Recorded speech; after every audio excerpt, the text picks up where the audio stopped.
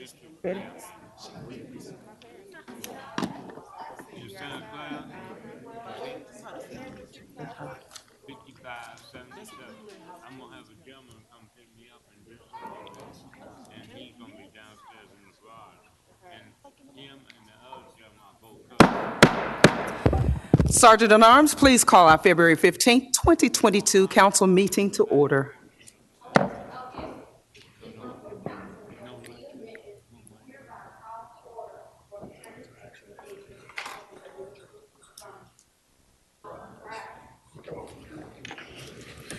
I would like to recognize our chaplain of the day, Reverend Gregory Stokes of Greater Paradise Baptist Church, invited by Councilman Smiley. The prayer will be immediately followed. We will do the Pledge of Allegiance. Reverend Stokes, please lead us in prayer. Let us pray. Eternal God, our Father, the God of Abraham, Isaac, and Jacob, we come this evening in the name of our Christ to thank you for your grace and your mercy for this 15th day of February. We thank you for allowing us to assemble ourselves together here in downtown city of Memphis. We come to thank you and to ask that you would have mercy upon us and bless us. We thank you for, as well as it is with our family and our friends. And then, Lord, we thank you that Ice Storm 22 was not as bad as it could have been. We thank you that we had no loss of life, and we thank you that MLGNW was able to get us back up and running. And then we just thank you, oh God, for our council persons who have come and continue to serve week by week and day by day. We thank you for the out-of-the-way time that they serve the constituents of our city. And then, Master, I pray that you will bless them and bless their families with such blessing they stand in need of. Continue to bless the city of Memphis as a whole. Oh God, we pray that you would keep your hand upon us and have mercy upon us. Oh God, when it comes to the elements of crime and homicides, we need you, oh God.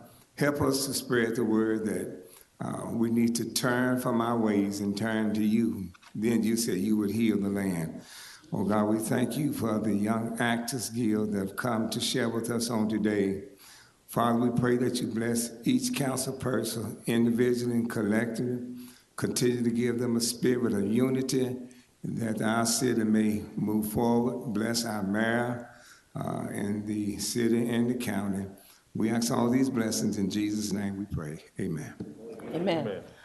I pledge allegiance to the flag of the United States of America and to the republic for which it stands, one nation, under God, indivisible, with liberty and justice for all.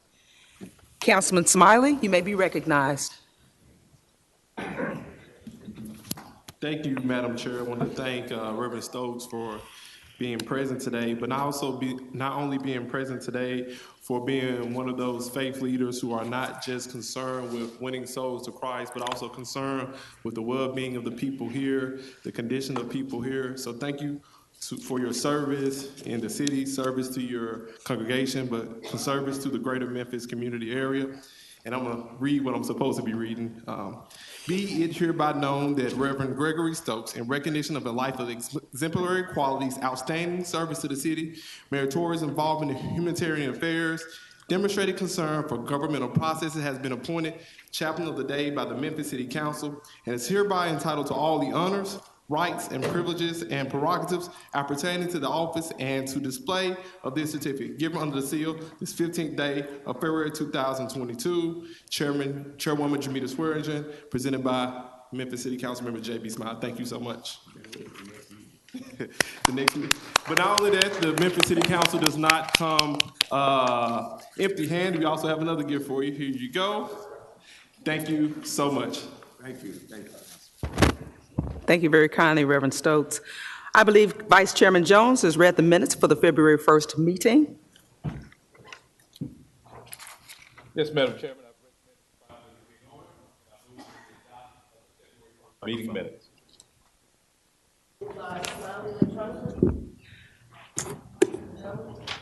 Can we do it digitally? Moved by Vice Chair Jones, seconded by Councilwoman Michael and Easter Thomas. Certainly. Councilmembers Canali. Here. Carlisle. Present. Colette. Here. Easter Thomas. Present. Ford.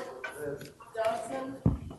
Jones. Here. Logan. Present. Morgan. Here. Robinson. Present. Smiley. No other place I'd rather be. I'm here. Warren. Present.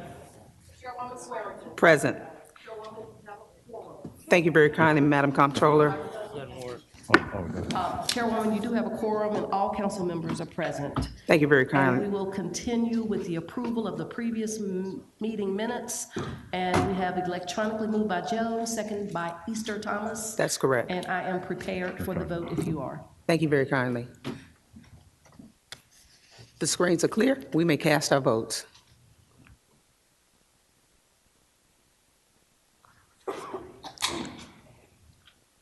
Canali, yes. Carlisle, yes. Colvett, yes. Easter Thomas, yes. Ford, yes. Johnson, yes. Jones, yes. Logan, yes. Morgan, yes. Robinson, yes. Smiley, yes. Warren, yes. Chairwoman Swearingen, yes. Thank you, Madam Comptroller. This item passed. Welcome to the February 15th, 2022 regular meeting of the Memphis City Council. Comment cards are available for members to speak publicly. If you wish to be heard, our Sergeant of Arms to my left and to your right has agendas available up front. Please be mindful that all cards must be completed their entirety through the item number in which you care to speak on.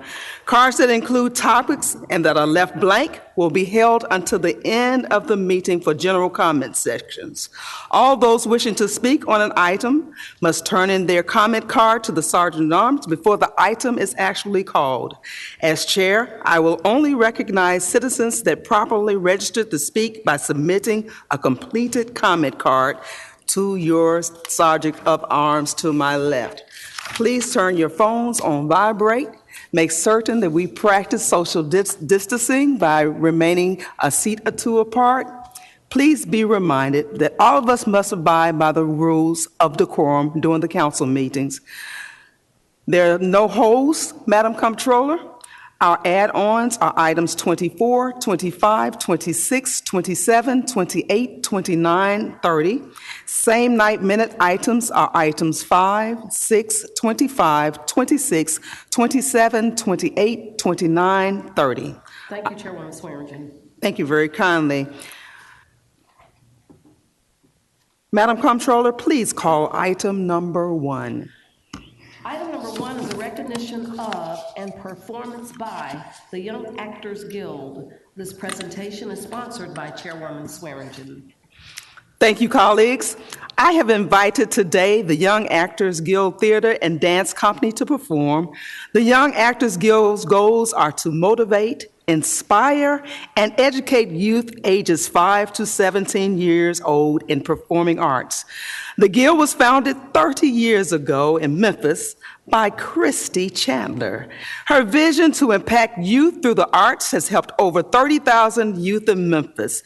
Participants have gone on to perform on Broadway, American Idol, So You Think You Can Dance, and at the Apollo Theater. The Guild has performed on Oprah Winfrey, former President Bill Clinton, Maxine Waters, and among many other dignitaries. The company has a 98% graduation rate from college and continues to be a positive outlet for youth in the city of Memphis. The instructors, volunteers, and staff at Young Actors Guild Theater and Dance Academy are united in their belief that all children have the power to learn, are curious and creative, and can succeed. Please join me in giving them a warm welcome and applaud these young people on their tremendous achievements.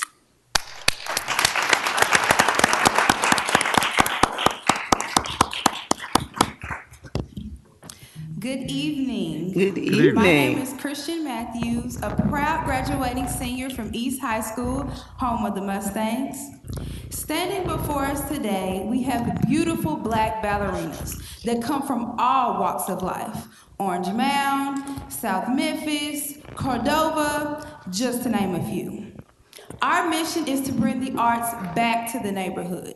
We are proud to say that we are Young Actors Guild, founded 31 years ago by our amazing artistic director, Miss Christy Chandler, a proud graduate from Hamilton High School.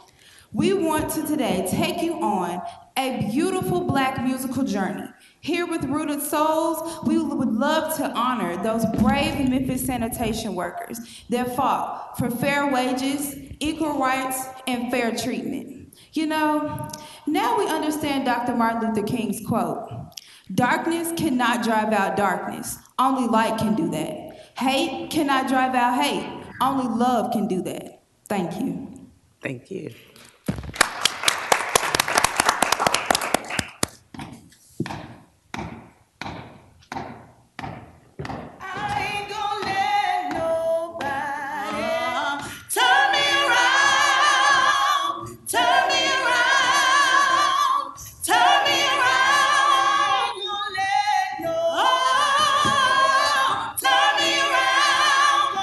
Keep on walking, keep on talking.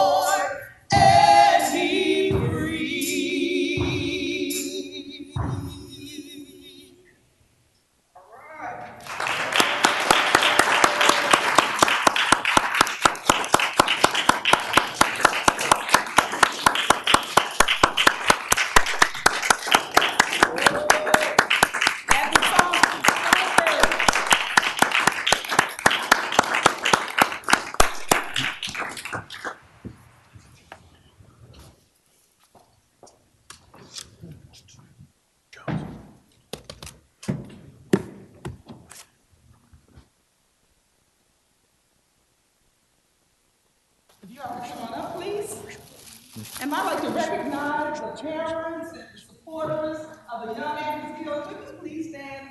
I mean, you are the backbone.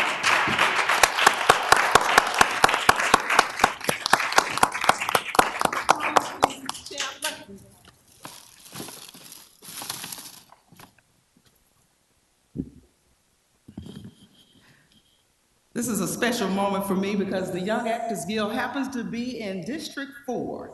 But we get more in District 4. Christy Chandler is from District 4 as well. If you could come forward, please. This is your vision. This is your dream. And I'm a true believer. You've got to have a dream. If you don't have a dream, how are you ever going to make a dream come true?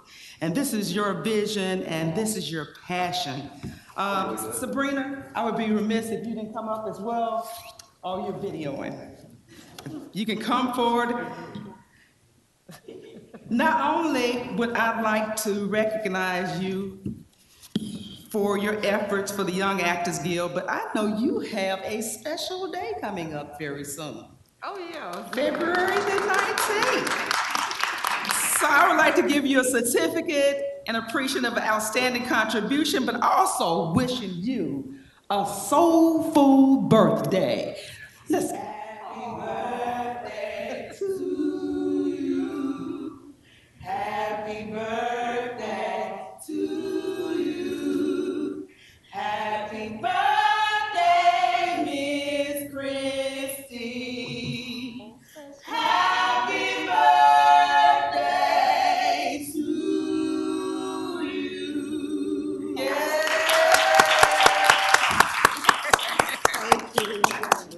Happy birthday. This is a certificate for your birthday. Also, wait a second, we're not finished. Recognizing you for being the director of the Young Actors Guild and founder, have another certificate for you.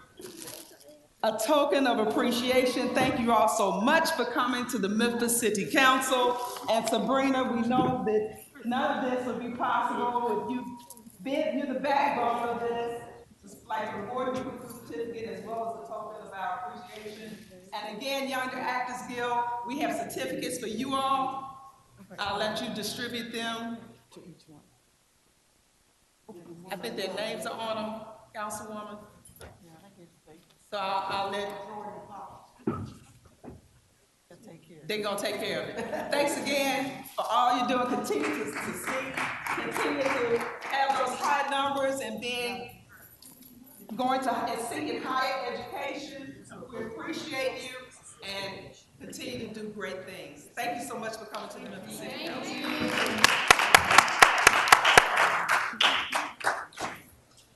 This Colleagues, moved and seconded. yeah, I was about to say, colleagues, this has been moved and properly second. Ms. Snipes, would you prepare this item for a vote, please? It's called majority, votes, voice vote.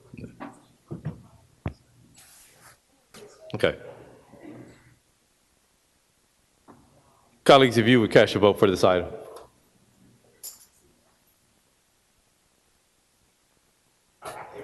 Okay. Okay. We'll just do a voice vote for this. All in favor of this item, please signify by saying aye. Aye. And there are none opposed. Thank you. This item passes.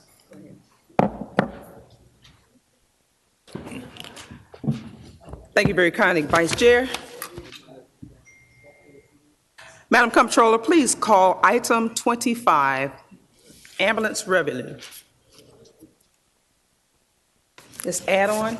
Item 25 on our add-ons is a resolution to appropriate $4,100,000 of additional ambulance revenue in the operating budget. All council districts. This resolution is sponsored by Fire Services. There is a request for same-night minutes.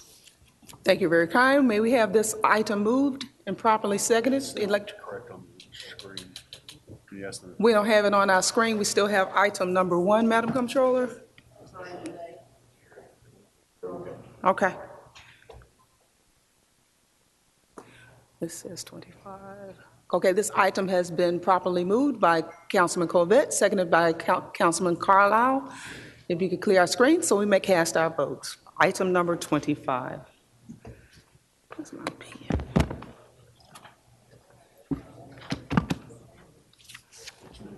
I had a pen Council members, please cast your votes for this item. Highlighter right here. Yeah, he has something else. I got an ink right here. Go ahead.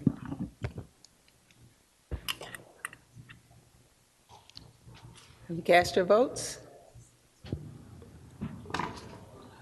Canali, yes. Carlisle, yes. Colvett, yes. Easter Thomas, yes. Ford, yes. Johnson, yes. Logan, yes. Morgan, yes. Robinson, yes. Smiley, yes. Warren, yes. Chairwoman Swearingen, yes. This item passed. Madam Controller, please call item 26.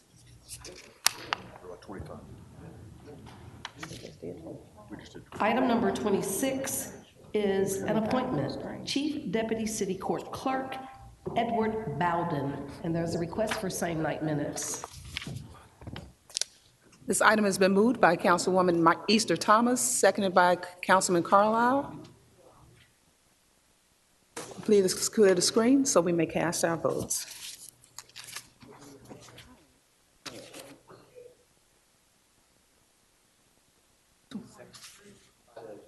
Carlisle.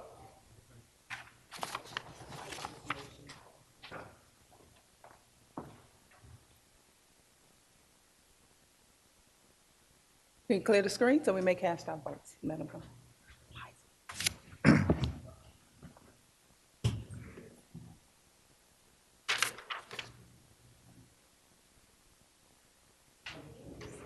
We have not done. So that's correct.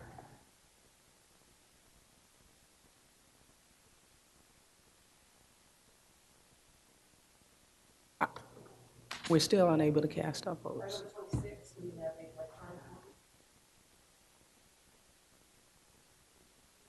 Not coming up, it's coming now, finally. It just popped up, it says Easter numbers. Thank you.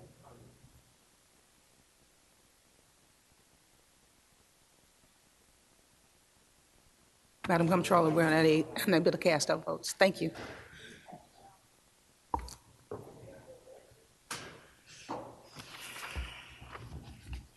Canali, yes. Carlisle, yes. Colvett, yes. Easter Thomas, yes. Ford, yes. Johnson, yes. Jones, yes. Logan, yes. Morgan, yes. Robinson, yes. Smiley, yes. Warren, yes. Chairwoman Swearingen, yes. This item passed. Councilman Smiley, you may be recognized. Microphone. Chairwoman, I just wanted to briefly say congratulations to Mr. Bowden. I think the clerk office will be well served with your talents, the way you manage people, the way that you conduct business. Grateful that you willingly serve the people of Memphis, and we look forward to continue good work. Thank you. Thank you very kindly. Madam Comptroller, please call item number 27. Item number 27 is an appointment for Chief Deputy City Court Clerk, Michael Sane.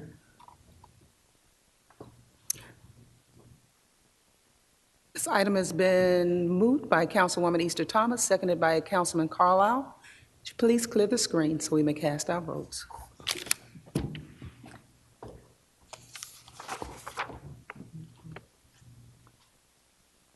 Canali, yes. Carlisle, yes. Colvett, yes. Easter Thomas, yes. Ford, yes. Johnson, yes. Jones, yes. Logan, yes. Morgan, yes. Robinson, yes. Smiley, yes. Warren, yes. Chairwoman Swearingen, yes. This item passed. Congratulations to the Chief Deputy Court Clerks, Edward Bowden and Michael Sane. Congratulations. Madam Comptroller, please, let's go return to item number 24, please.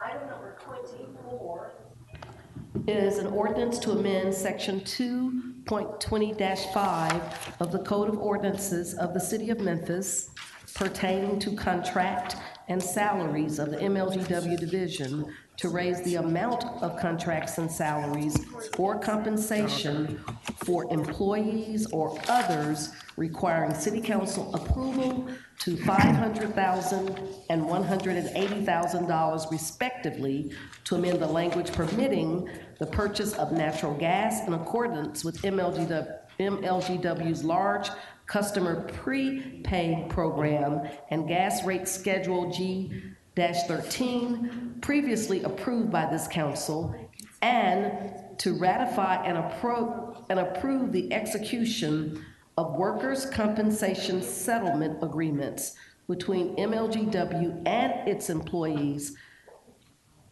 This is a consent agenda. Yeah, just continue to do the consent. Up for first reading, ordinance number 5819 is sponsored by MLGW. May I continue with the rest of the consent agendas, and we'll be in order. Thank you. And item number 2 is a resolution approving the engineering plans entitled LeBonner CVIC CU expansion, BOA 19-92, City, contract number CR-5393. And item number 3 is a resolution approving the engineering plans entitled Tutwiler Avenue Traffic Calming, contract number CR-5394. And our final consent agenda item is number 4 on our regular agenda. It's a resolution terminating public improvement contract for CR-5256, Couch Sewer Extension, and authorizing release of bond. That contract number is CR-5256. Madam Chairwoman, that does conclude our consent agenda items for this agenda. Thank you very kindly. This And item the vote will reflect that. has been moved by Councilman Carlisle, seconded by Councilman Covette. Please clear the screen so we may cast our votes for the consent agenda.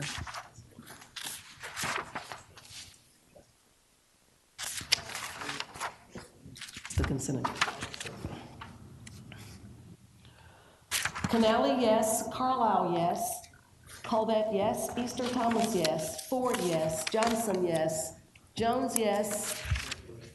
Logan, yes. Morgan, yes. Robinson, yes. Warren, yes. Chairwoman Swearingen, yes. Is Thank you. someone saying yes? Okay, thank you. This item passed. Madam Comptroller, so that we can continue expeditiously, could you please call the fiscal consent agenda 5 and 6? Thank you.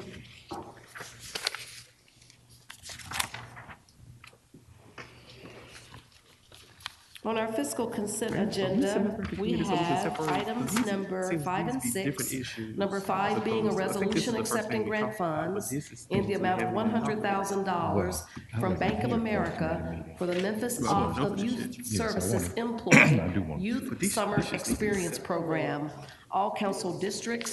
This resolution is sponsored by Memphis Office of Youth Services, and there is a request for same-night minutes.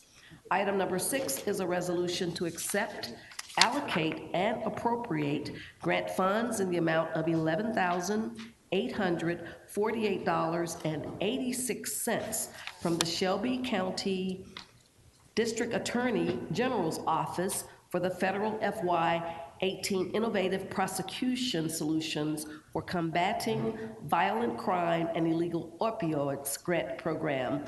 All council districts. This resolution is sponsored by Police Services, and there is a request for same night minutes. Madam Chairwoman, that does conclude our fiscal consent agenda items. Thank you very kindly. The fiscal consent agenda has been moved by Councilman Covette, seconded by Councilman Morgan. Would you please clear the screen so we can cast our votes for the fiscal consent agenda?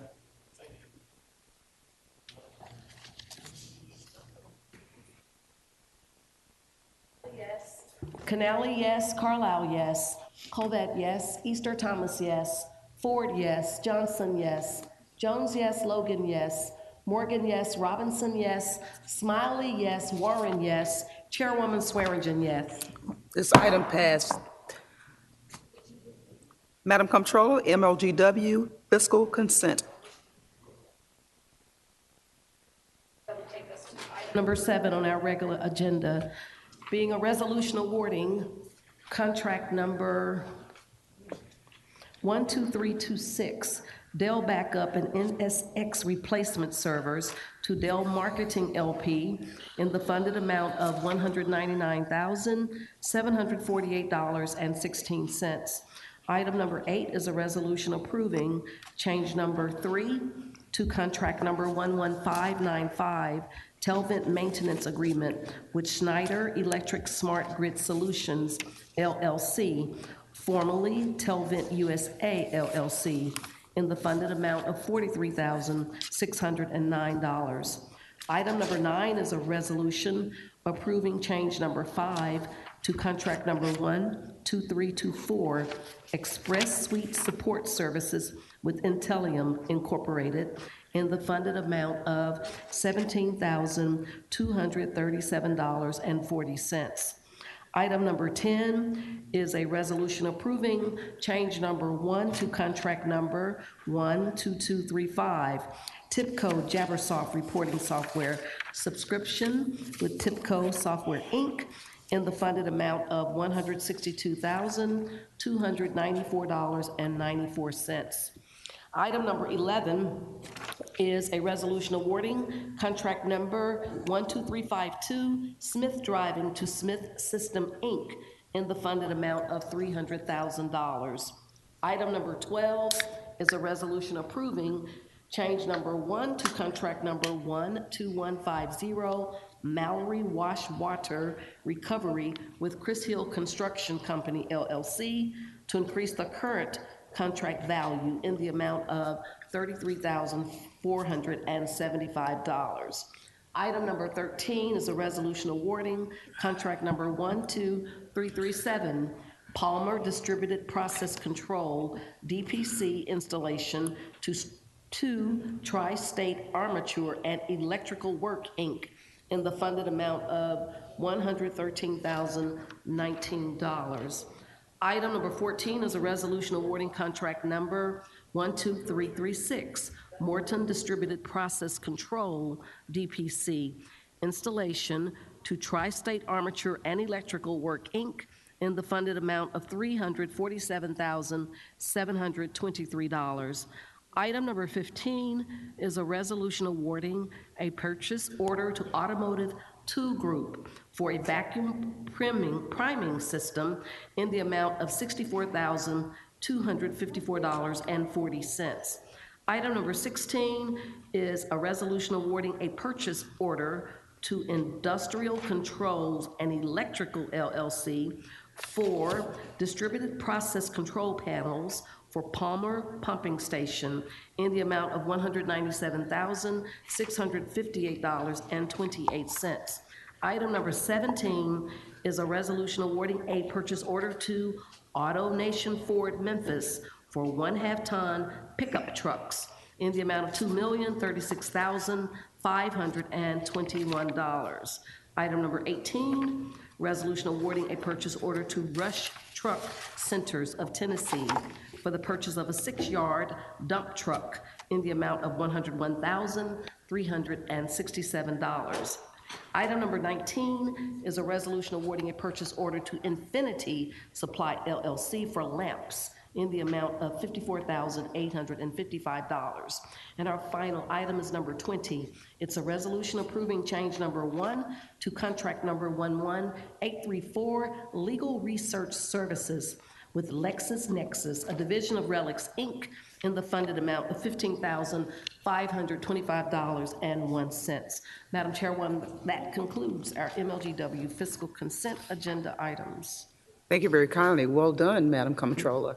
This item has been moved by Councilwoman Robinson, seconded by Councilman Smiley. Please clear the screen so we may cast our vote.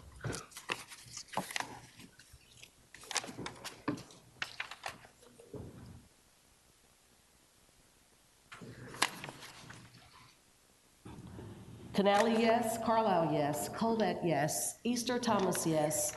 Johnson, yes. Jones, yes. Logan, yes. Morgan, yes. Robinson, yes. Smiley, yes. Warren, yes. Chairwoman Swearingen, yes. The MLGW fiscal consent agenda items pass.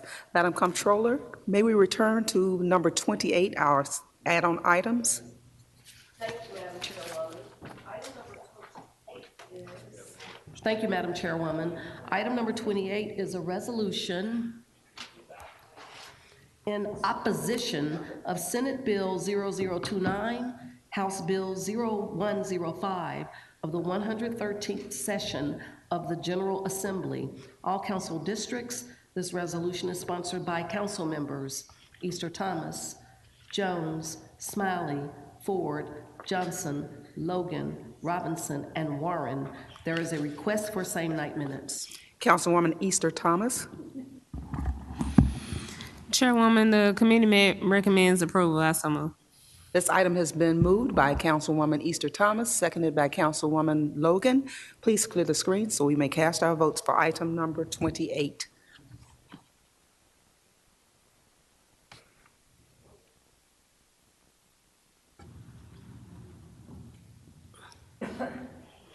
Carlisle abstained. Covett, no. Easter Thomas, yes. Johnson, yes. Jones, yes. Logan, yes. Morgan, no. Smiley, yes. Canali has, Councilmember Canali, your vote is? No. Smiley, yes.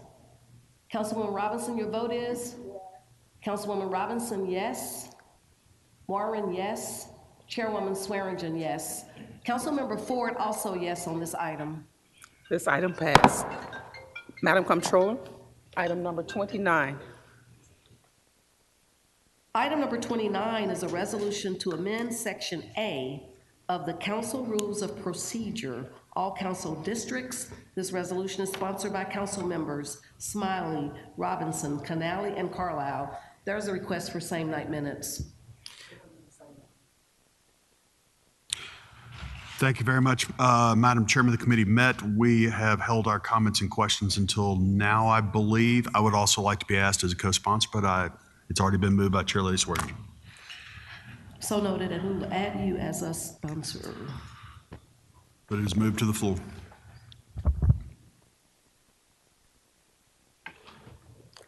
May clear a screen so we may cast our votes for item number 29. For clarity, will you please give me a mover and a seconder for the minutes? Moved by Swearingen, seconded by Councilwoman Logan. Thank you.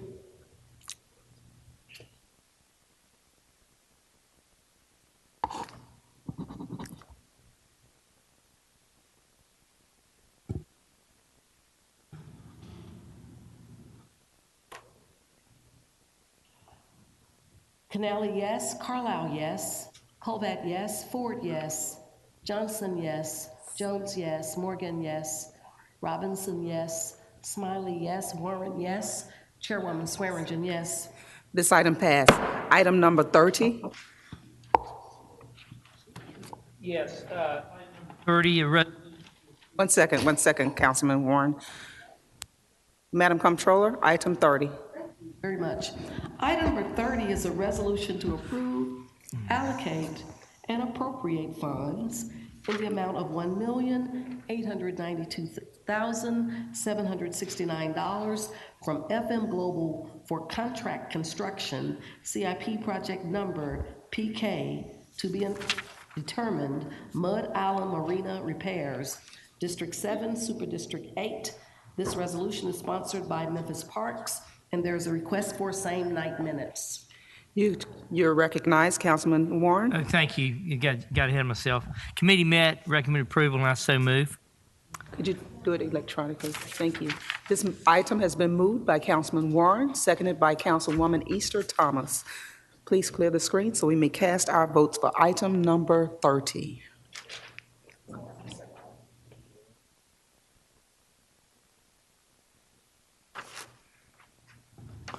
Canali, yes. Carlisle, yes. Covett, yes. Easter Thomas, yes. Ford, yes. Johnson, yes. Jones, yes. Logan, yes. Morgan, yes. Robinson, yes. Smiley, yes. Warren, yes. Chairwoman Swearingen, yes. This item passed. Madam Comptroller, could you please take us to the regular agenda, item number 21? Thank you, Madam Chairwoman.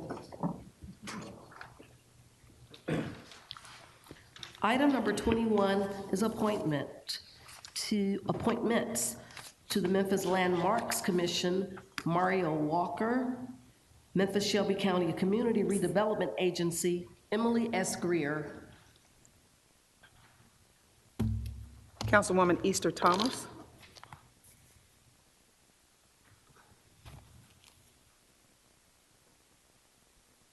I recommend approval. I so move. This item has been moved by Councilwoman Easter Thomas, seconded by Councilman Warren. Please clear the screen so we may cast our votes for item number 21.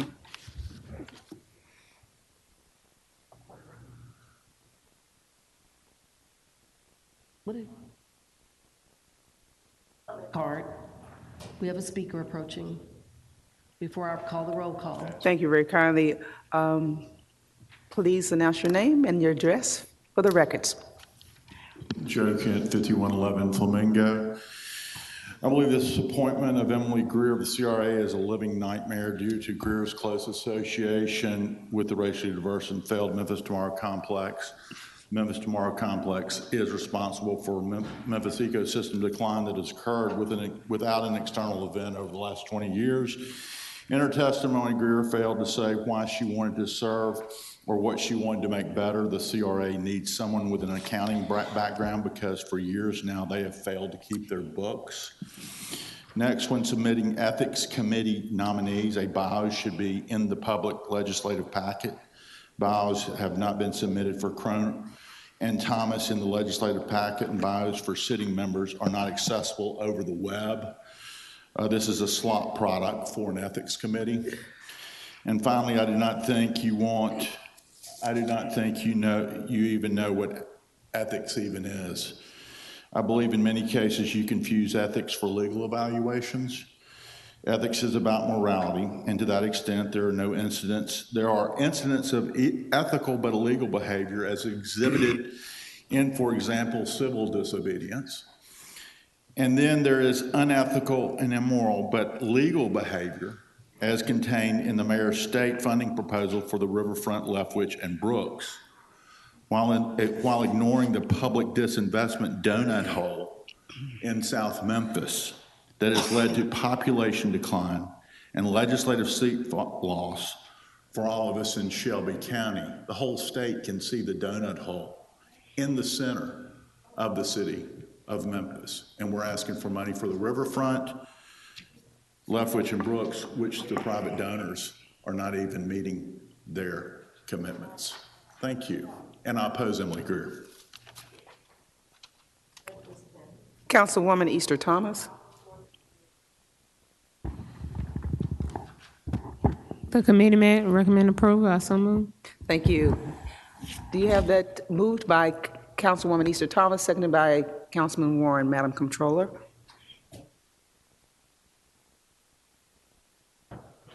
Our votes have been cast.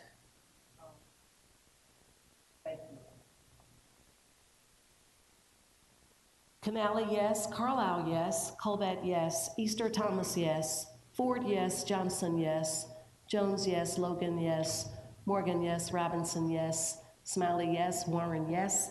Chairwoman Swearingen, yes. This item passed. Item number 22.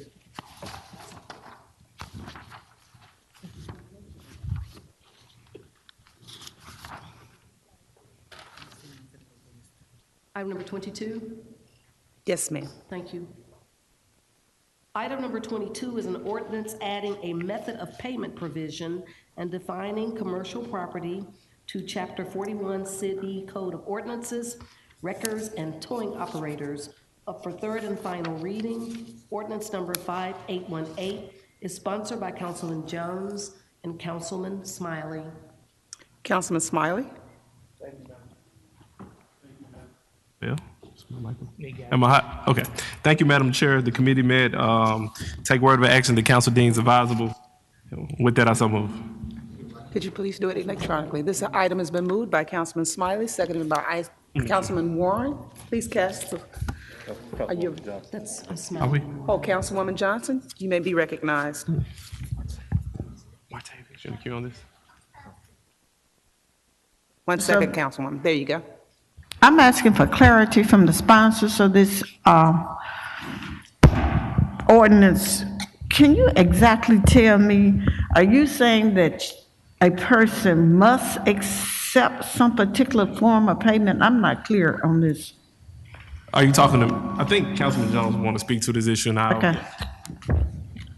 As it stands right now, Councilwoman Johnson, if my car is towed, the only form of payment that they can accept, or that they will accept right now under the ordinance, is cash.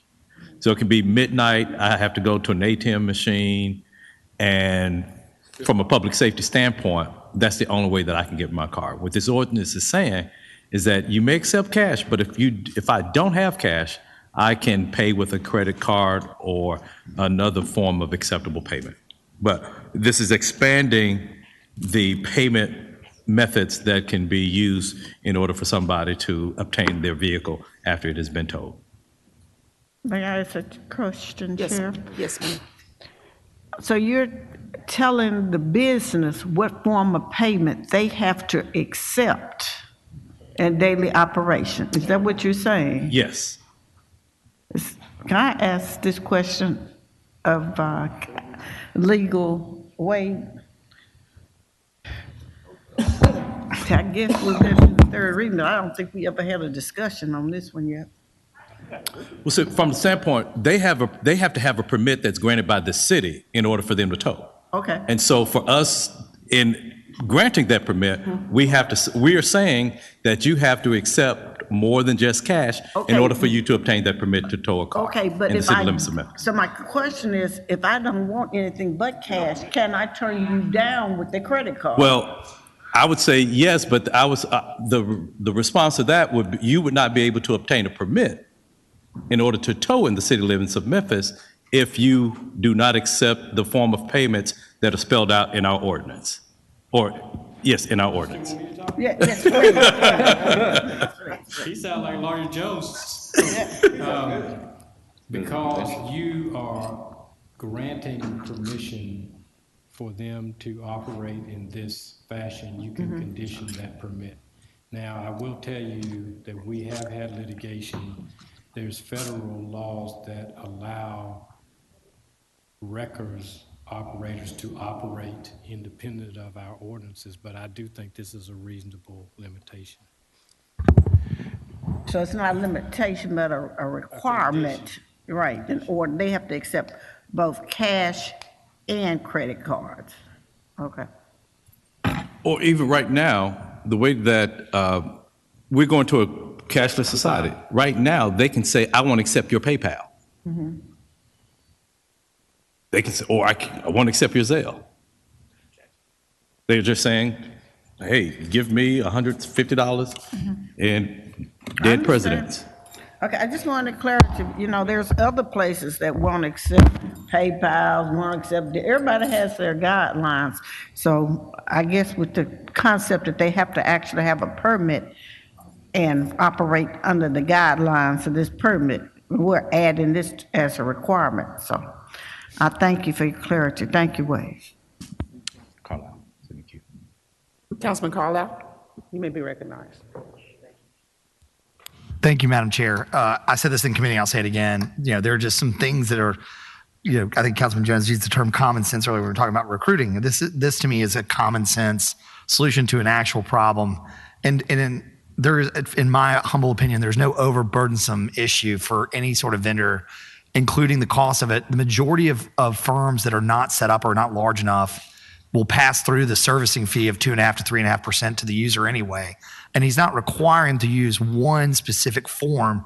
He's just saying in this modern age, and in particular from a safety standpoint, and from a kind of, I'll just say an accounting standpoint, to have a proof of record that you transferred funds. So if you want to pay cash, great. But if I rarely carry cash. And so I need the ability to access electronic funds. And he listed 4 or 5 just off the cuff. I mean, there's 36 ways in which this could work. I think it makes all the sense in the world, and it allows for safety. And honestly, I'm really happy he brought this forward, and I'll be supporting it. Any other questions, Councilwoman Johnson, regarding this? Madam Comptroller, well, I don't see anyone else in the queue. If you could please clear the screen so we may cast our votes for item number 22. This item has been moved by Councilman Smiley and seconded by Councilman Warren. May cast your votes at this time. Canali, yes. Carlisle, yes. Colvett, yes. Easter Thomas, yes. Ford, yes. Johnson, yes. Jones, yes. Logan, yes. Morgan, yes. Robinson, yes. Smiley, yes. Warren, yes. Chairwoman Swearingen, yes. Item 22 passed. Madam Comptroller, please call item number 23. Item number 23 is a substitute ordinance adopting and enacting a new code of ordinances of the City of Memphis, Tennessee, providing for the repeal of certain ordinances not included therein, providing for the manner of amending such code, and providing when such code and this ordinance shall become effective. Up for third and final reading, ordinance number 5769, substitute ordinance number 5769, is sponsored by Councilwoman Robinson, and it was held from February 1st. This item has been moved by Councilwoman Swearingen, seconded by Councilwoman Logan. This item came before the executive session. It received a favorable recommendation, and again, I so move. I don't see anyone in the queue. Madam Comptroller, please clear the screen so we may Madam vote on Chairman. item number 23. Madam Chairman, Yes. may I be heard on this? Yes, sir. There are, I just want to give you some background. There are a couple of provisions that I need to highlight because essentially the way this works is our code is cited in the courts, and where we are clarifying some language that was previously adopted, I do need to bring that to your attention so people won't say that I just ramrodded this through and you didn't know what you were voting on. Thank you. What we have here is the initial start of codification of our ordinances. Presently, in 1985, was the last time that we codified our ordinances, and that code was contained in a set of blue books that Matthew Bender used. And since 1985, we have not codified a new code of ordinances. Under the charter, the council has the authority to codify a series of ordinances. You also have the ability to change them or amend them if you find them to be inconsistent with the record or with your intent. There are probably, what I have done is started with what is called Title I, which are general provisions, and then I have addressed Title IV, which are pensions. We did a comprehensive rewrite of the pension ordinance in 2020, but in going through it, there is one major issue with pensions. But there are probably 4 areas where I have attempted to revise the current code, and I just want to point them out to you what they are. The current code has what's in Title I, and I've given you a listing of those, is what's called blocks and wards. What's contained in our current code probably goes back to 1980.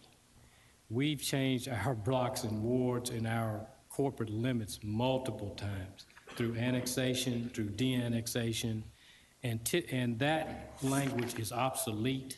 And what I have done is basically says that our boundaries will be as determined by this council by ordinance through annexation, de-annexation, or redistricting. Redistricting is required by state law and the federal constitution, so it's impossible for us to ever codify a static corporate limits of the city, but it is possible for us to put the authority for us to change it from time to time by ordinance, and that's what I've done. There is probably one other section. There's one other section that was in the code dealing with, we had adopted the Shoop voting machine. And to give you a little history behind that, prior to 1937, all counties in Tennessee were paper ballots. In 1937, the General Assembly gave counties the option to adopt voting machines instead of paper ballots. In 1954, the city and the county adopted voting machines. At that time, the voting machine that they selected was the Shoup voting machine.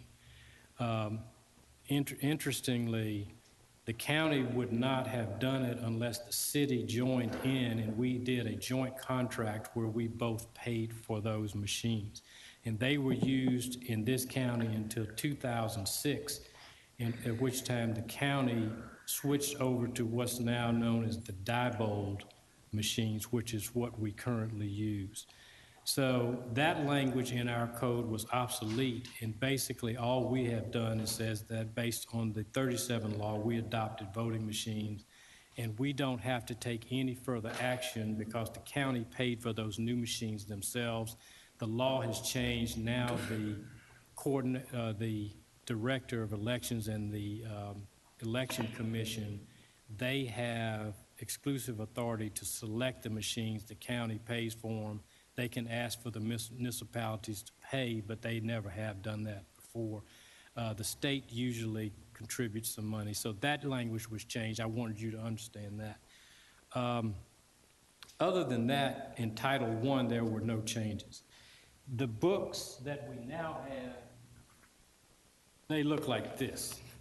This is volume 1 of our Code of Ordinances. There are actually 2 volumes which are identical. Our prior code had 49 chapters, or 49 titles, or chapters, however you want to say it. In 2006, under the Harrington administration, they made a decision that they wanted to upgrade our code. By charter, our code is required to be approved by you, no one else. And it's the code, the charter gives a suggestion that we should review this periodically, probably every 5 years. We haven't reviewed it since 1985. So I think we're a little behind the 8 ball. Thanks. And the problem that this creates, and I'll give you an example in a minute. So what happened was that the then city attorney decided that we wanted to go with, I think Matthew Bender started out doing our code and charter, and they had a book similar to this, but it was blue. They used the same numbering system. Now, and I hope I'm not boring you, but when we do ordinances, we amend that 1985 code. So when we should be amending the 1985 code. Now, we get ordinance from everywhere in this building, and it is not uniform how we do it, okay? What we did on the council is I drafted what's known as a template, and it has all of the magic pieces in it that all of our ordinances should conform to. But the way these things come to us from all the divisions and administration and all these various places, they come not in the proper form, okay? And what this means is that we adopt things which may not clearly express that we have intended to displace what's already there. So what you end up with when you go into court is you end up with people saying, well, this is what you adopted, but we didn't unadopt this other thing. So then that creates a conundrum where you have to harmonize, what the hell did we mean? Okay, so to me, what we're trying to do is to do that through this process, go back through, and where we have seen issues arise, go back and listen to the tapes, look at the committee things, come up with what in our judgment, we believe the council intended to do. And I'm going to give you a clear example of one of those in a minute that we're in litigation over now. But that's what happens. So in this context, when we went to MuniCode, we made it worse because MuniCode changed our numbering. So now you have what they did, in one sense, I agree with them. They took 49 chapters and condensed them down to 15. So you imagine what they had to do was they shifted stuff all around, okay? They moved things all around, and for them, it may be logical. For their editors, it may be logical, but for us, it's a nightmare because we work with it. We know how we use these books, and we don't use these books the way that they squeezed everything into 15 titles. And I'll give you an example. I was going to have Councilwoman Robinson do a little test to see if she could find in this book our impasse ordinance. And you know we use that every year, right?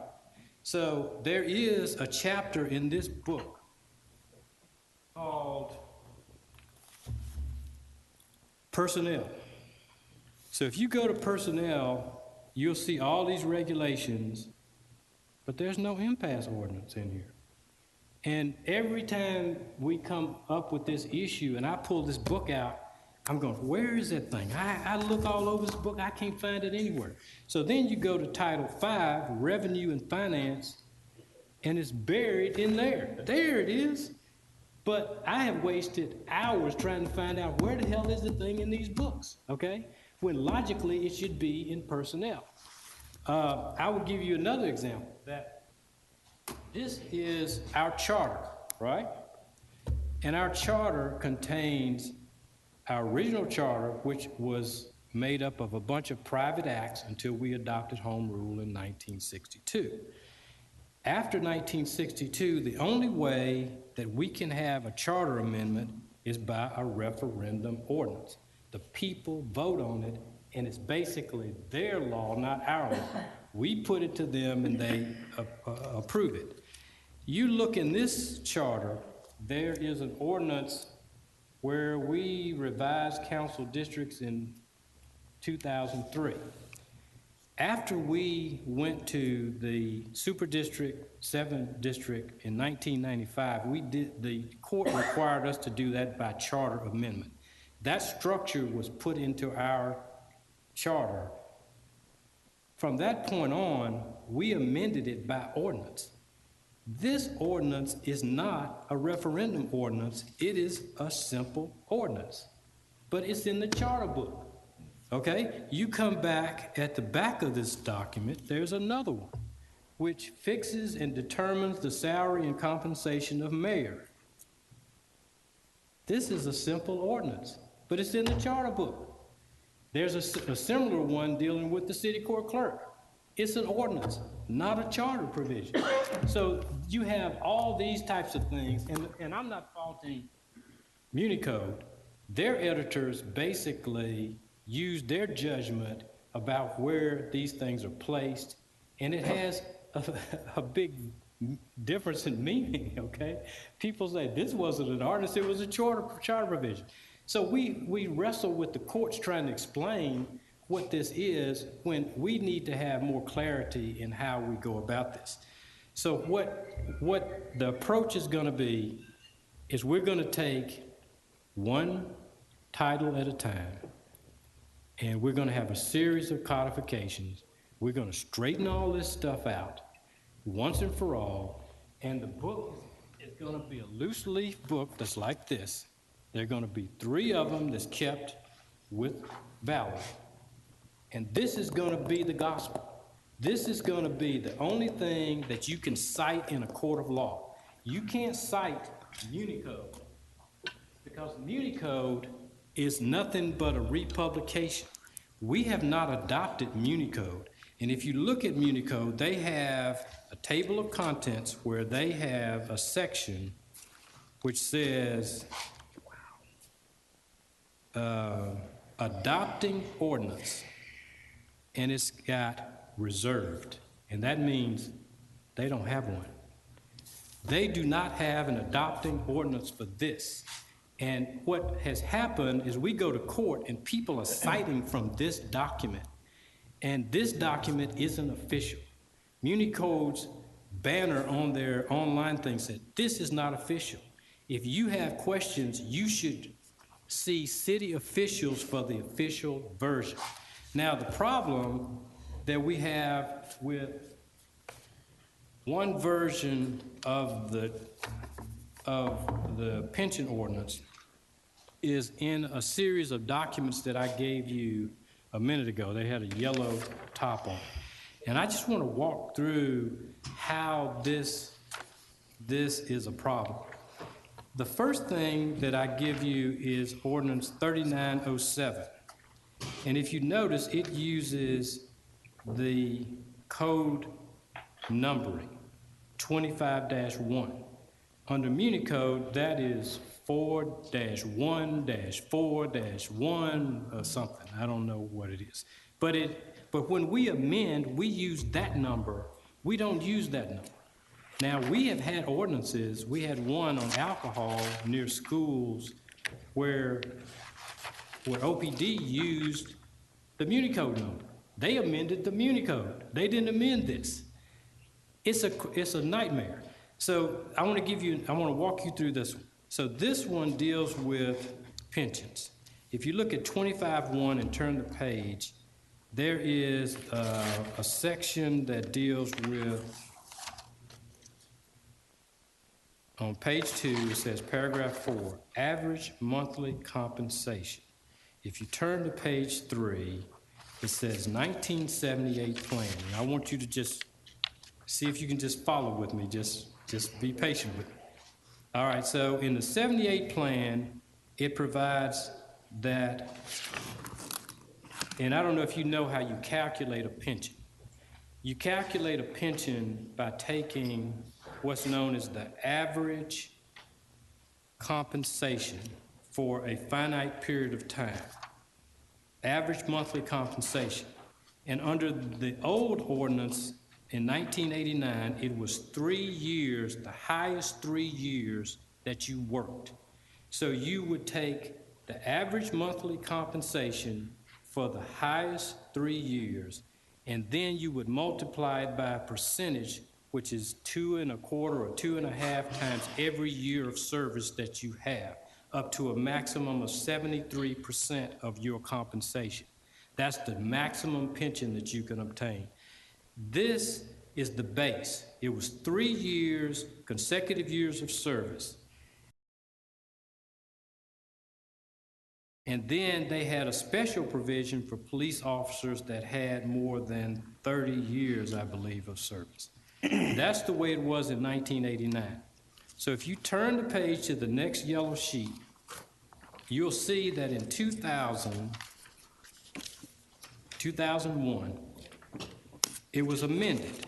If you go down to number 2, it says that 25-4B1, again, that's our 85, is amended. So it changed, and it changed in this way.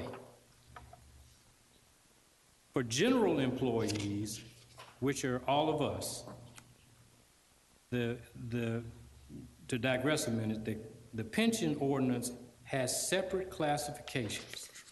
One for general employees, which are all of us, and the other is for fire and policemen.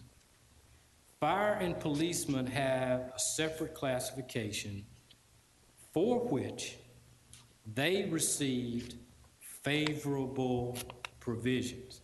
They contribute less than general employees. They receive a higher multiple for each year of service. They vest after 10 years, whereas generals don't vest until they have 25 years. So there are a number of things that are favorable to police officers that are not available to general employees. This was changed to lower our pension exposure. So it gave 5 years, it expanded from 3 to 5 years for general employees, or the higher of the last year. Since general employees contribute more, they vest later. This was a favorable provision for them, but it also lowered our exposure pension-wise. And if you look at the second paragraph on page 2, we preserved the distinction for fire and police. We didn't touch them. They stayed favorable at 3 years, okay? So then we roll into 2011, and that's the next. So then our actuaries came forward with a series of proposed reforms, again, to lower our actuarial liability and our contribution. And in this document, if you turn the page 2 times, they're going to be overview. Why make this change? The city is making reasonable modifications to the pension plan that are necessary to protect and enhance the actuarial soundness of the plan. Who is affected? New employees. Employees with 10 years of service or more are not impacted. For employees with less than 10 years of service, these changes do not impact benefits earned. So if you turn the page twice, it says recommended revisions, and you see this final average compensation, and there's a red section there. It says that the base pension would be the highest 5 years of pay to determine salary in which to calculate the pension. And then it is clear that the council was told this will not apply to fire and police. Okay, you with me? All right, so then we roll on and adopt an ordinance. And if you turn the page, it'll show you the difference. And when we adopted the ordinance 5416, the separate classification for fire and police disappeared. It was not intended to disappear. They were not to be affected. All right, so then we roll into this ordinance, and what we have found when we looked at it is that 5416 took away the 3-year average for police, increased their average to 5 years or the last year, whichever is greater. Fire and police were at the table and they agreed that this would not impact them, but inadvertently, we extended their period. But guess what? For some fortuitous circumstance, what happened for a handful of officers who were denied promotions, they won a lawsuit. And as a result of that, they got back pay. All right, and the back pay was paid in the year that they got it. It is a lump sum. So they all said, whoa, my last year is humongous. I want to be able to take advantage of that when it was never intended. And for every other police officer, it hurts them, okay? This was not intended. So then we have to wrestle with this in a lawsuit. Now, to give you the final icing on the cake as to why this was not intended, the last document that you see is the actuarial valuation performed by PricewaterhouseCoopers. They were and have been our actuaries since hell froze over, okay? They have a provision in here, and it's interesting for you to see on page 12 for those of you who don't know this already. The annual payroll for fire and police in 15 was $248 million. Your total budget is about $630. Your budget is the fire and police budget, whether you know it or not. Okay, general employees make up $92 million. All right, so then what they do in every actuarial report is show you the assumptions on which they calculate our liability and payment to the pension plan. And if you notice, there's a provision, summary of provisions for general employees, and there's a definition, average monthly compensation. The highest average monthly compensation received for any 5 consecutive years of service or the most recent year's earnings if greater. That's the 5 or 1, whichever is greater. And then for after 12, it's the highest of any 3 years. Then they summarize fire and police. And what they say is that fire and police receive the highest monthly compensation for any 3 consecutive years. These were the people that wrote the 12th Amendment. They still believe that it wasn't changed, but literally, because we dropped those provisions without specifically repealing them, it creates a problem. So what we have done, and what I think was intended, and I've got, I don't even want to show them, I have transcripts of all the committee meetings, transcripts of all the council meetings, and fire and police were at that podium right there saying that we're happy with this because nothing's changing for us, okay? But dramatically, now they find a loophole that was unintended that they want to march the troops through, and it will cost us a lot of money to our pension liability if we don't fix it. So essentially, I wanted you to know that that is one provision that I delved deep into the roots to make a recommendation to you that it be restored to the way it should have been, and that's the only major change. What this exercise requires is that we have to go back and change all the numbers. So you go, well, there's a number for each section, but there are cross-references throughout this document.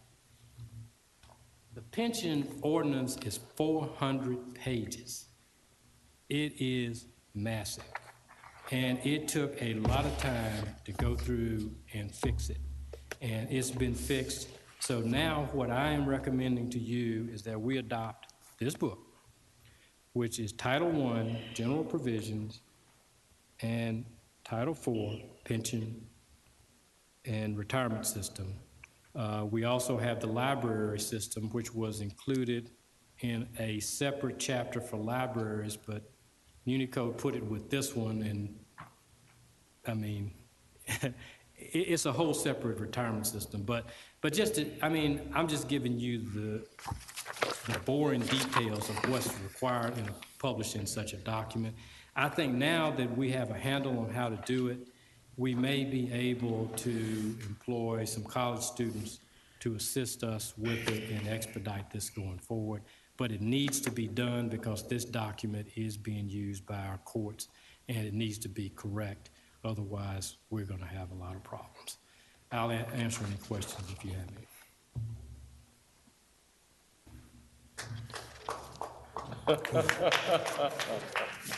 I don't see anyone in the queue. That man needs a raise. Is there anyone that has a question for council? Well, yeah, I have. Councilman Jones, you may be recognized. Thank you for that, Mr. Wade. And this is just a general question that has puzzled me since I've been on the council. How do we even come up with the ordinance numbers? Because it just seems like, okay, it doesn't seem like it's a sequential order. We know that, hey, we come up with 7489. Where did it come from? So can you answer that? Okay, it's partly historical. Okay. You start with the 85 code, and before that it was the 67 code. So they continued that sequence. So what I did was use Municode's title structure, 1 through 15, but retained our chapter and section. So our code, 85 code, has the pension as chapter 25, and then I made all the sections be sequential, okay? Rather than having decimal numbers going all over the place. So that's how we come up with those numbers. This will be the core document from which these numbers will be generated, and it will be logical, more logical in my opinion, and more in tune with the way it has historically been done. So that's where we come up with the numbers. Okay. It would be very helpful because there have been times that I've been in the meetings over the years, and the only source that I go to is Municode.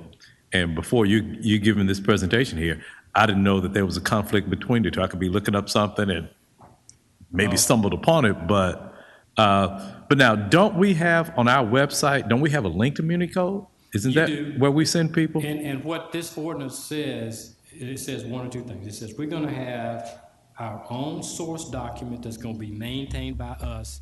It will be revised only by you, not an editor from some publishing company. If we decide to farm out them printing books in the future, you will do that by ordinance. We can authorize them to have an online service, but it will not be official, and it'll have a caution that the public is for their convenience only, and if they have questions or some conflict arises about an ordinance or our intent, they got to bring it back to you and let you resolve it, not someone else, okay? So that's the process by which we are going to do it. Yeah, because and I think at the end of the day, what I'm going to step out on a limb and say, but what all of us want is, if people are referring to something, that there is one authority that they can, and the most logical place would be to go to the council's website if they want to see what the ordinances are for the city of Memphis. And Right. hopefully we can just have one source that's transparent and accurate. I think we Munico is going to make their own judgments about where things go. I think we should have been more in tune with them. I think we are now. I mean, I talk to them regularly. They were puzzled. Okay, I'm just going to tell you, when I talked to them, they were puzzled. They go, we've got Munico, but why is the city of Memphis adopting these ordinances with these other numbers? We can't figure out why they keep sending us things with these numbers, and we got to figure out where this stuff goes. So that is being corrected now. But I think to get the stuff out for public consumption is a good thing, but they should be cautioned that this is not official, and if you have questions about a particular ordinance, you need to come to city officials and try to get it resolved. That's the only way we can have control. Otherwise, we'll be faced with people talking about sending you emails about Muni code numbers and whatever. So, Thank you, Madam Chair. Thank you very kindly, Councilwoman Johnson. You may be recognized. Yes, thank you, Chair. Councilman Wade, it's obvious this is a massive task to undertake. So what would be the process that we would take from here to get it done? I know your schedule doesn't permit you to do it. okay, let me. We've let me heard address that. I mean, I don't sleep, but never mind. Let me address that. Now that I know what I'm dealing with, and now that I've done hands-on one very complex title myself, I can now give direction to people who don't necessarily have to be lawyers to get us rough drafts of stuff that we can then editorialize and finalize. And we're going to take one chapter at a time. Some of these can be done easily, like alcohol. We know there's a problem with that one. That one's short. We can deal with it. The one dealing with council and administration, we can deal with that because we know it. Now, one thing that they did, they combined city divisions and boards and commissions into one big chapter. What I've done is separated those because we need, you go through this book, you try to search where is public works. Is there a new division for solid waste? They're all over the book. So to put them in one place and to put all of our provisions in one place is going to be a major undertaking for new people and for you to be able to see what our authority is under the code. I guess this is a city council project, being that the ordinances definitely come through us. But I'm still concerned about the amount of time it's going to take for you to do it. I mean, you've cited to us on several occasions. You just don't have the time. Well, let me have a shot at it, and I think let me have a shot at it. I think we can get it done. You got the time? I'm gonna find somebody that'll have the time. Okay, that's what I'm saying. So you would be coordinating. No, I'm gonna find somebody that'll be able to do the work. Okay. I mean, is this something we need to keep in mind for the upcoming budget? But by the same token, I would ask you it's already in the budget, okay. To go anywhere in this building and find anybody that has more knowledge about what's going on in this book than. So as long as I have the ability to. We don't want to wear you out now. To manage the final process, I think you're going to be pleased with where we're Okay, at. fine. I was just concerned about the budget. I've been reassured that. I'm glad you love me, Cheyenne. I love you. I'm worried about your health, how you're gonna get paid, and we also concerned about the information being correct. Thank you so much. Thank you, Chair. Are there any other questions to be addressed to the councilman? All right, Madam Comptroller, we're ready to cast our votes on item number 23. It's been moved by Swearingen, seconded by Logan.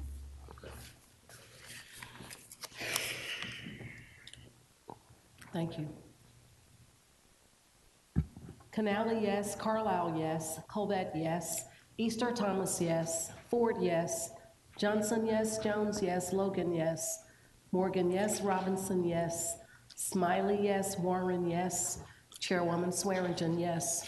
Item 23 passed. Madam Chair, Yes, sir. since this item has been delayed multiple months, I would like to see if we could get same night and finalize it, so I can move on to the next chapters. Can we do that without objection, council members? Without objection, we'll add it to same night minutes. Madam Thank you. Comptroller? So noted. Thank you. Sorry to bore you, please. Vice Chairman Jones, would you please read the same night minutes into record? Okay, give me 1 second. And this is, that last one was item number 23. 23, okay. Still up on your screen.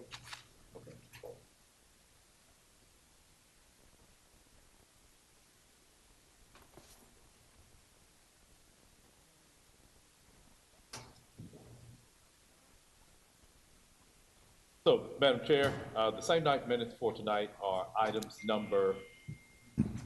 numbers 5, 6, 23, 25, 26, 27, 28, 29, and 30. And I so move. It's been properly moved by Vice Chair Jones, seconded by Councilman Carlisle. Madam Comptroller, please clear the screen so we may vote on same night minute items.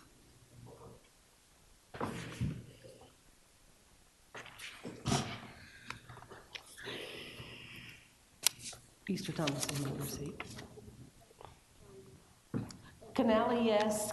Carlisle, yes. Colvett, yes. Ford, yes. Johnson, yes. Jones, yes. Logan, yes. Morgan, yes. Robinson, yes. Smiley, yes. Warren, yes. Chairwoman Swearingen, yes. This item passed. Same night minute items have passed. Colleagues, I'd like to take a brief moment to congratulate and introduce new staff joining the City Council office. First, I would like to congratulate Lakevia Perry, who has accepted a new exciting job opportunity and will be resigning as Senior Legislative Analyst on the 25th. Lakevia has contributed so much to the Council office during her 4 years here. We cannot thank her enough for her service. Congratulations, and thank you, Lakevia, for your work.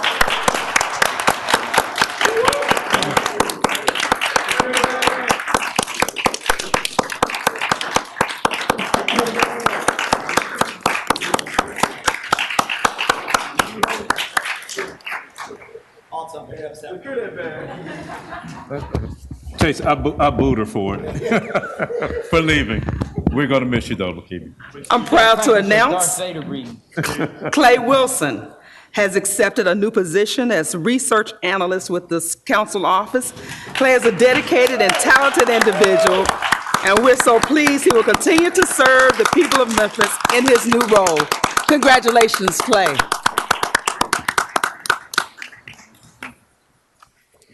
I'm pleased to announce Liza Crichton has accepted the position of Deputy Chief of Staff with the Council Office.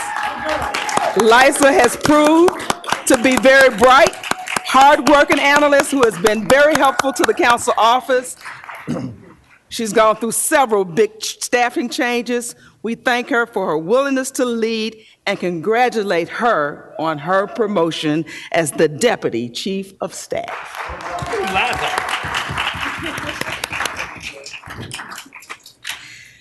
Lastly, if you would come forward, I'm happy to welcome Jose Valentin, who will join the council staff as executive assistant starting February 28th. Jose joins us from 311 office, where he excelled at serving constituents and stood out for his expertise in customer service, outstanding professionalism, and his can-do attitude. We're thrilled that Jose is bilingual. One of his expertise is creating and developing manuals in Spanish. So we're looking forward to him adding that diversity to the City Council office. Congratulations and welcome on board, Jose Valentin.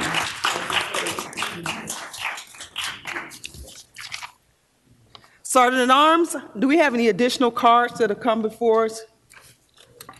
Kimberly Davis, if you come to the podium, I'm going to call in this order. The first five: Carl Richards, Paul Klein, Duffy, is it Duffy Armour? If you all would come in that order, please. Thank you.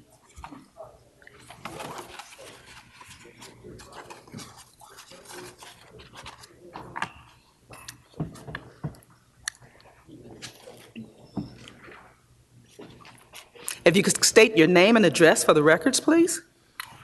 My name is Dr. Carl Richards. My address is 434 Meadvale Street, Memphis, zip 38120. I'm here representing the Sierra Club this evening. The Tennessee Valley Authority is sending hundreds of truckloads of toxic coal ash and dirt through South Memphis every day without having given the community detailed, specific information, gotten meaningful input, or considered ways to avoid harm. They're running through and over the community with no regard to the council or the community. For nearly 60 years, the Allen fossil plant burned coal in southwest Memphis, up to 14 million pounds every day. Over 3 million tons of leftover ash is now sitting in leaking, unlined pits at the old Allen plant. The toxic ash is leaching arsenic and other coal pollutants into shallow groundwater and poses a risk to the Memphis sand aquifer that we all drink from. TVA is required to take that toxic ash out of the leaking pits to protect that sand aquifer in our drinking and commercial use water. TVA is now hauling the ash in trucks through the South Memphis to the South Shelby landfill. To fill in the empty pits, TVA is also trucking in dirt to fill those holes from other sites in South Memphis.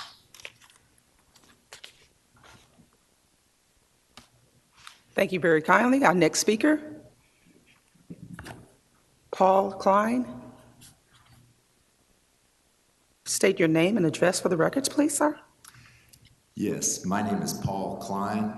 I live at 1841 Black Bear Circle East in Cordova, 38016. Thank you. I'm a resident of Memphis, adding my voice to the voices of my brothers and sisters who live on the south side of town. Wind blows and groundwater flows, so a threat of pollution anywhere can affect people everywhere. I imagine TVA is using the same playbook as that big oil pipeline company that chose a route through South Memphis following the path of least resistance. In their environmental impact statement, the TVA claimed that impacts on environmental justice communities, quote, cannot be avoided. Classic diversion. I'm thinking the only reason you don't have more people here objecting to this plan is that TVA did their best to keep their plans quiet until they could present them to this council and to our citizens as a done deal. No point in objecting. No doubt in my mind that after watching how people power and a city council that really cares for all of its citizens could stop an oil pipeline, some executives at TVA decided to try and smooth it right over on us. Well, we're not sleeping over here in Memphis, and we see you, TVA. This council has already proven that you are determined to protect all citizens of Memphis and our precious drinking water source, the Memphis Sands Aquifer, and we appreciate and applaud your efforts.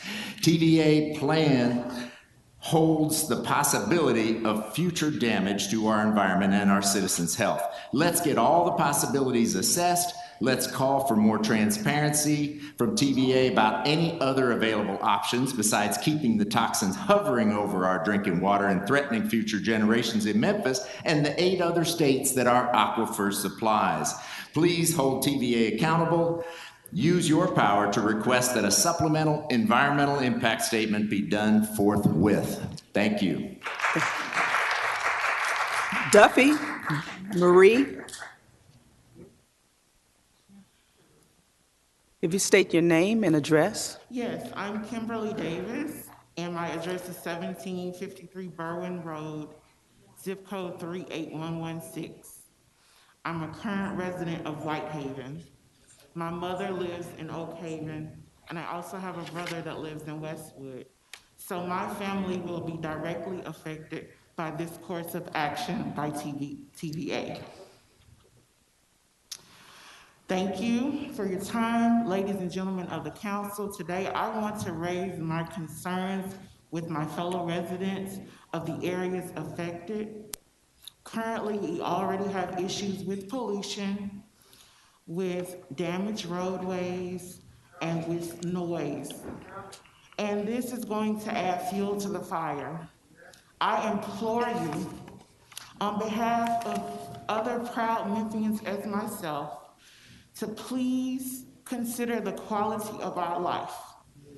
We have put our trust in you, our public servants. I truly believe that public servants have the heart of the people that they serve in mind when they make decisions. I put my trust in you to hold TVA accountable, to make them be transparent and forthcoming with their plans, because it not only affects Memphis, but it affects people like me and my family directly. I am begging you to do your due diligence. When I was speaking with my mom this weekend, because I learned of the plans recently, she was also outraged. She couldn't believe that this was happening right under our noses. I'm a current employee of the Internal Revenue Service, and my mom is a retiree. She's raised 8 children in this city, and I'm the oldest. She's always had our health as her #1 concern, and our well-being. I ask you, parents and guardians of our city, to consider us. Consider us when you face those who are threatening our health and our well-being. It's more than words on the page. It's more than concealed reports. It's our lives and our livelihood. The people who vote for you, the people who pay taxes, we pay the same taxes in Whitehaven and Oak Haven that everyone else does, and we demand equal representation and for our voices to be heard. In closing, I would like to say that in its environmental review process, TVA didn't say. Your time is Yes, ma'am. Thank you. Hold them accountable, please. Thank you all. Thank you very kindly. Ms. Duffy Marie, are you present?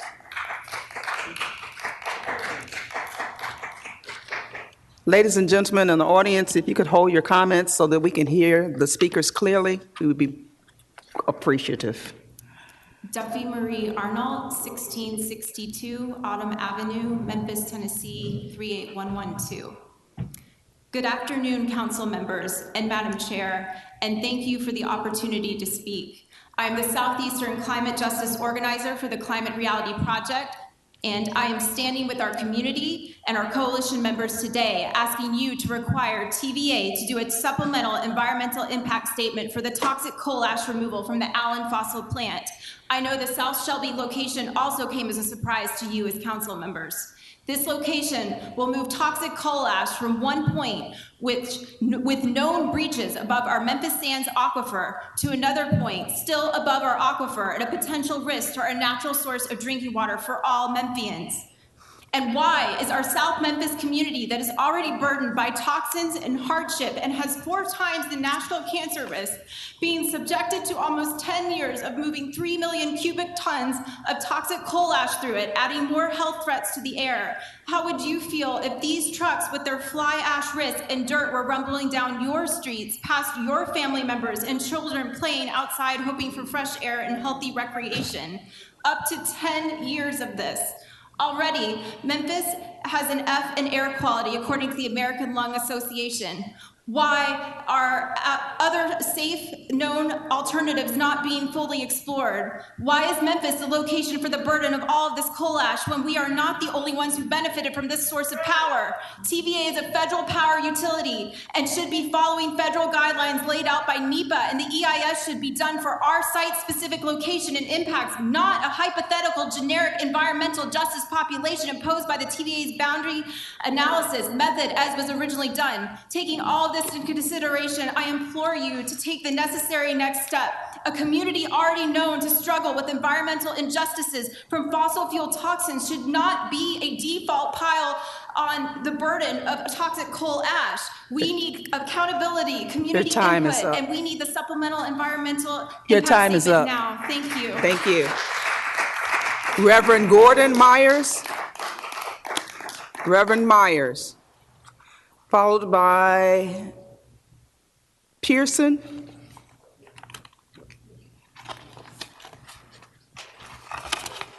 And Trotter. Reverend Gordon Myers, 11167 Orville Cove, Arlington, Tennessee, 38002. The issue that brings me here this evening is really as old as time itself. People with power and resources use that power and resources to get more power and resources at the expense of people with less power and resources. It's the way of the world. It's motivation behind wars and conquests and slavery and crime and all the evils that have rippled through history that are based on the belief that me and mine are more valuable than you and yours. The idea that democracy addresses is virtually the same idea that faith addresses. God's calling people to a higher understanding of themselves than the world's simple, uncontrolled self-interest. In the scriptures, prophets call it justice. And throughout history, sadly, corporations like TVA have been able to co-opt municipalities' assistance and perpetuate injustice by signing on and allowing some to pay the heavy price while others enjoy the high profit. There's an old saying I learned in the streets of Chicago in my youth, and I will see if I can clean it up for these chambers, but far too many corporations have gotten away with urinating on the public footwear while proclaiming its precipitation. But what I'm excited about, and what I hope you're excited about too, is that it doesn't have to be this way. You don't, and we don't have to keep going the same old path. This is a Kairos moment. There's people in the community that are willing to work with you to create a fair and equitable and safe public policy that includes the citizens who have borne the heaviest cost and will continue to bear the burden in the future. You can demand a process that starts with a supplemental study to address the very real dangers. This is a Kairos moment for the Houston community. We can lead by example. I'm sorry, but you're out of time. Thank you. Thank you. Ms. Pearson, Mr. Pearson.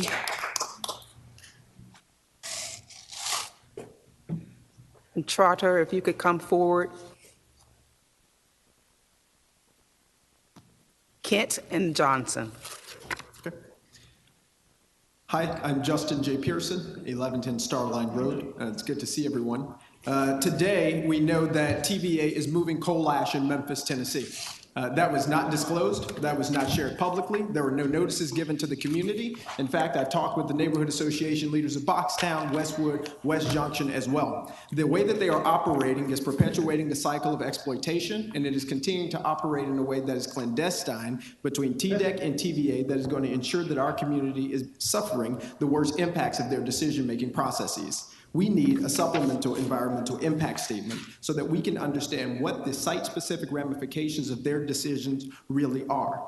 In a community that has 4 times the national cancer risk, having over 400 trucks carrying coal ash in one part and carrying dirt in another, right by Mitchell High School, of which I'm an alumni, is a problem for the community. We knocked on doors on Dr. King Day, and a lot of people are not aware of what's happening, and tragically to say, the pipeline company was more communicative than TVA is about their plans and their processes. We need, via resolution or letter, for this body to demand for TVA to provide a supplemental environmental impact statement in accordance with the National Environmental Policy Act. They are not operating in a way that would be good neighbors. They are not operating in a way that is transparent, and they are not telling the truth. It's hard when you have to tell people that that truck that they're right next to is carrying toxic coal ash and they didn't know. It's not our responsibility to do. It is this multi-billion-dollar entity that is supposed to be responsible for and caring for our community. Dr. Maya Angelou said this: when someone shows you who they are, believe them the first time. Well, we're learning who they are. They're a corporation that will put pollution in the air. They're a corporation that for 60 years burned toxic coal into the lungs of people in South Memphis, and there have been no reparations for that. This is an organization or an entity that continues to ignore people. We need to demand transparency and truth, and we need this body to do that. Thank you. Neil Trotter.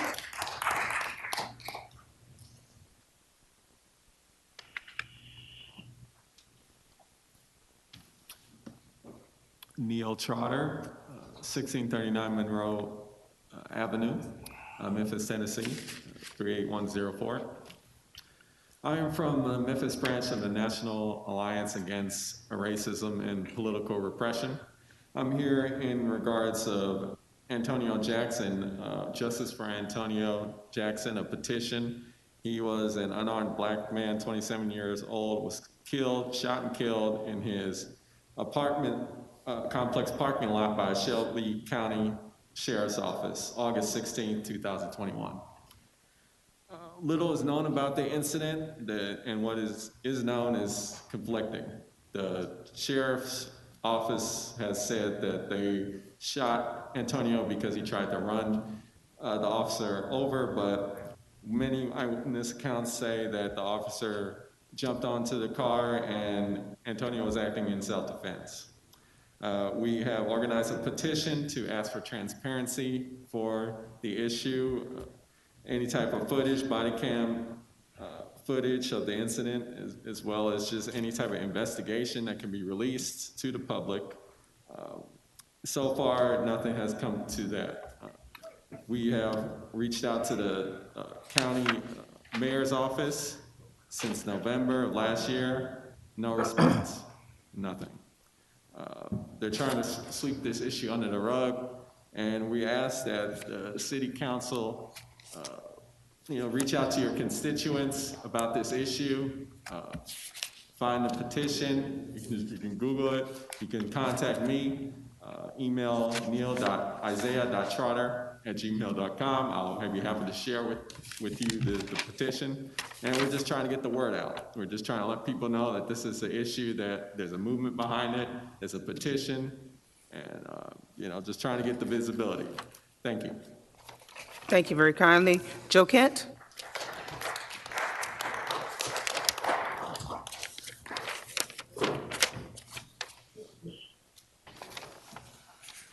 Joe Kent, 5111 Flamingo. Mom say, well, I have to pay sales tax if they sell to MLG&W. Me say, I don't know, I ask you, city council.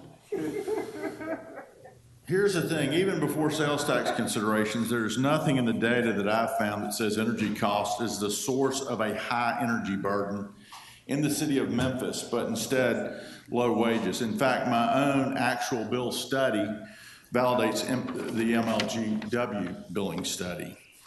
I believe energy costs to be an elitist distraction as the elitists rip off us all in a majority Black community in need.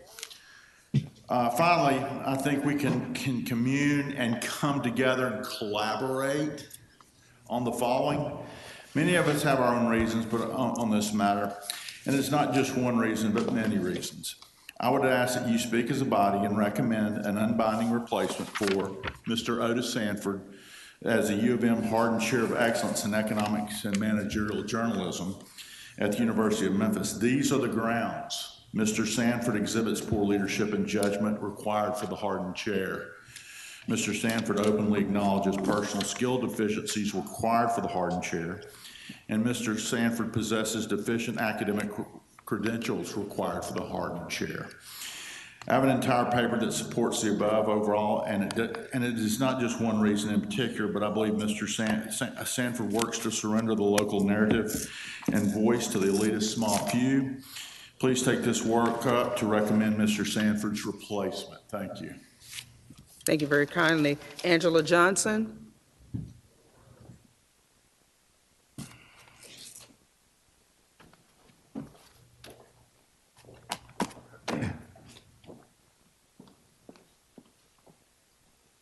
Good afternoon, everyone. My name is Angela Johnson, 492 Charter Avenue, Memphis, Tennessee, 38109. I'm coming as a concerned citizen and active voter regarding the TVA toxic coal ash issue. To read the material and to know that TVA is lacking in transparency, they're lacking in utter regard to the community I live in, and then to know that there's going to be so much poisonous toxic coal ash going through my neighborhood past elementary schools is very disturbing.